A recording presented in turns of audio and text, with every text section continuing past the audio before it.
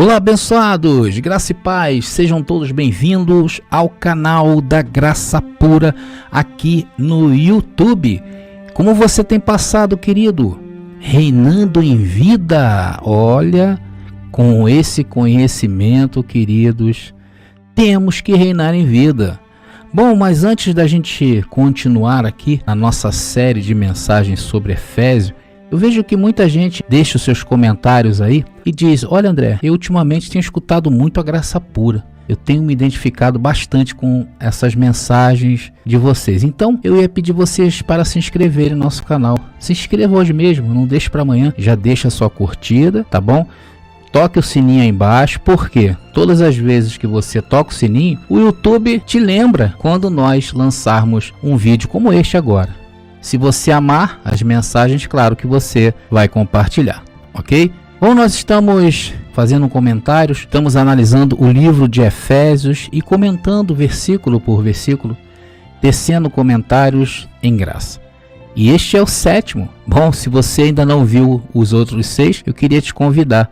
Criamos uma playlist somente com esses comentários de Efésios. Está aí agora aparecendo para vocês nos cards aqui em cima. E também vou deixar nas descrições deste vídeo aí embaixo. Então eu queria te convidar aí você a ver toda essa série. Ok? Bom, então neste vídeo vamos analisar o verso 14. Mas antes, resgatará como sua propriedade para o louvor da sua glória. Meus amados irmãos, agora o apóstolo Paulo, sempre inspirado por Cristo, ressuscitado, que se diga de passagem, chega a uma conclusão arrebatadora. Ele fala de uma herança e que tem uma garantia. E essa herança são as bênçãos espirituais, conforme eu falei, nos lugares celestiais, que nos informou no verso 3. E essas bênçãos, nós tratamos aqui todas elas, ela nos mostrou que a nossa eleição se deu antes da fundação do mundo, em que essa eleição nos fez santos e irrepreensíveis. Descobrimos que nós fomos predestinados nesta vida, ainda que vivendo sob essa carne, fomos adotados. E isso nos fez o quê? Nos fez agradáveis, amados. Hoje nós somos pessoas agradáveis para Deus. Somos filhos agradáveis, não somos filhos bastardos. Então Ele nos fez agradáveis para o louvor da sua glória. Nós vimos também que a redenção veio através do seu sangue, segundo as riquezas da sua graça. Vimos que revelou para nós o que estava oculto, que é a pura vontade de Deus, que em Cristo fossem congregadas todas as coisas. E isso estava oculto, porque o povo do Antigo Testamento não tinha ainda essa revelação. Hoje nós vivemos a plenitude dos tempos, os novos céus e nova terra. Fomos feitos herança através da predestinação, da escolha soberana do Deus soberano. Somos sim o louvor da glória de Deus. E que fomos selados com o Espírito Santo da promessa, que é a palavra da graça revelada em nossas vidas, provocando atitudes. Essa é a conclusão daquilo que Cristo revelou a Paulo, lá no verso 3, e que agora completa no verso 14. Que é a garantia da nossa herança. E ali, logo no começo do verso, diz que o Espírito é a garantia da nossa herança. Veja, é o Espírito que é. E essa passagem está cumprida. Hoje já foi feito esse resgate. Porque lá no ano 70, quando se cumpriu essa passagem em si, o fim de um ciclo e o começo de outro, findou-se o tempo da carne e começou o ministério do Espírito. Esse resgate se deu nesse tempo. Hoje, todos nós que já nascemos totalmente em graça, ou seja, depois do ano 70, Ele já nos resgatou por inteiro. Tanto que há outras passagens em que Paulo afirma que somos um só com Ele, somos um espírito que está unido com o Senhor. Por esta razão, não vivemos nós, mas Cristo vive por nós. Só que estas coisas, existe uma dificuldade de entendimento, não daqueles que já foram iluminados, mas para aqueles que estão chegando agora a esse canal, talvez não entendam aquilo que a gente fala, porque vieram recentemente da opositora de Cristo. Hoje nós identificamos claramente quem é o opositor de Cristo: o sistema religioso. Esse sistema contaminou a mente dos abençoados para que não tivesse acesso a esse conhecimento. E muitos de nós, mesmo depois de anos e anos em graça, sentimos ainda o efeito dessa oposição, principalmente quando nos chegam informações novas. Temos que saber, meus irmãos, que estamos diante de algo vivo, de algo que está crescendo, e a necessidade de crescer juntos é muito grande. Porque senão pode ser que paremos em uma determinada entendimento. Isso é renovação pela palavra. E temos a palavra a nosso favor. Temos os textos cooperando conosco. E se estamos observando os textos, isso quer dizer que não vem do homem. Porque se viessem do homem, nós estaríamos aliançados com o sistema religioso. Por isso que não me desgosta quando alguns abençoados que estão no sistema, muitos, que estão começando a ver esse canal, coloquem frases aí tipo herege. Porque ele não poderia falar que eu estou unido a ele, porque nós temos a palavra a nosso favor. Então, através disto, nos dá a certeza e a convicção que somos propriedade exclusiva de Deus. Esse resgate foi feito.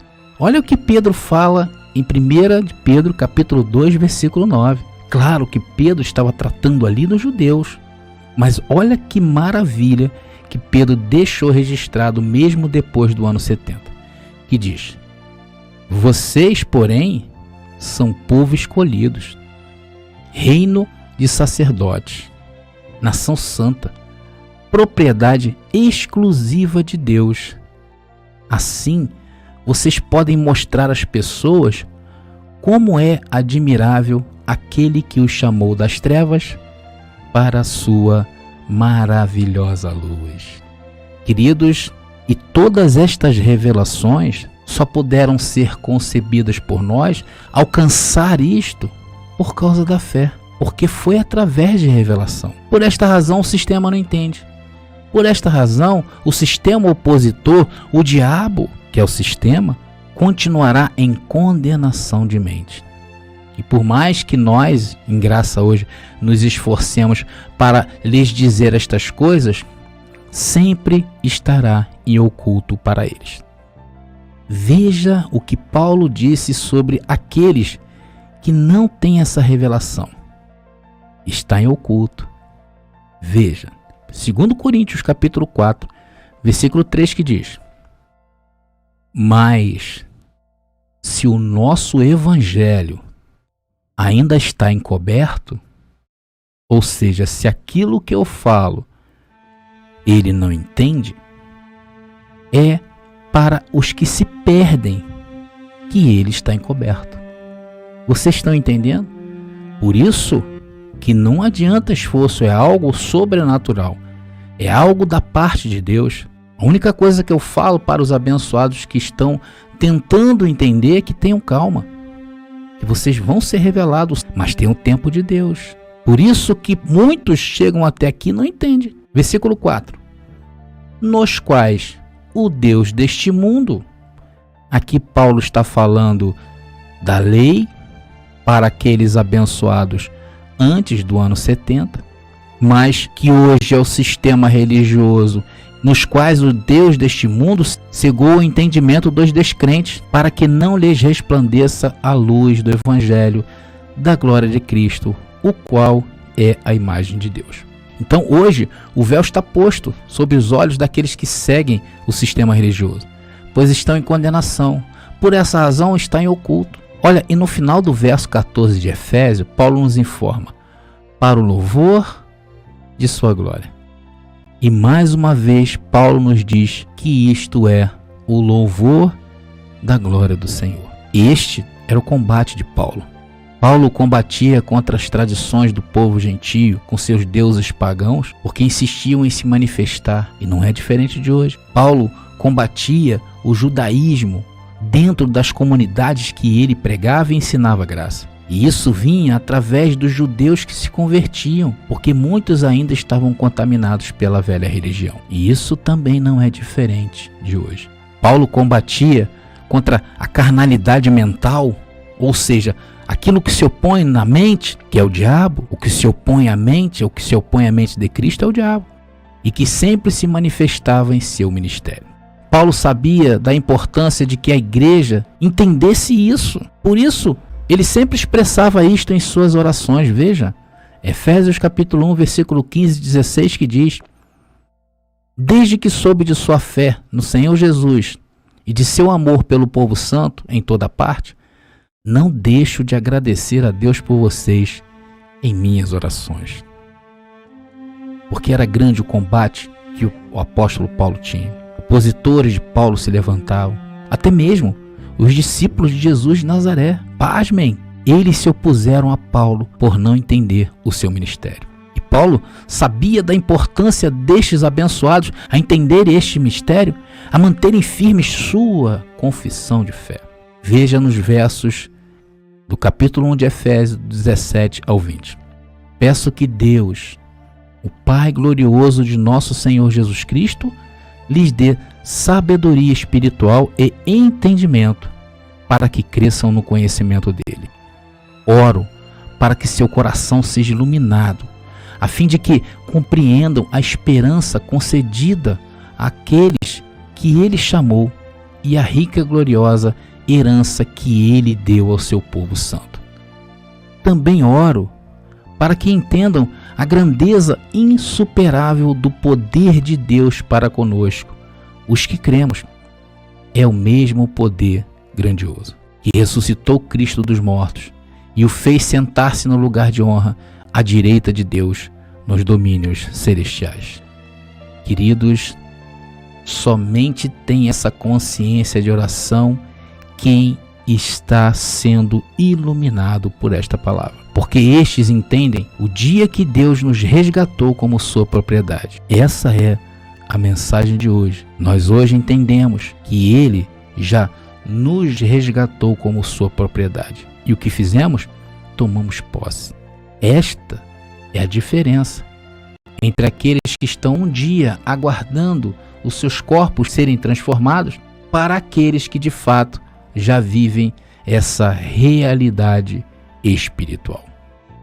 Bom, amados, estamos encerrando mais uma parte desse grandioso estudo de Efésios.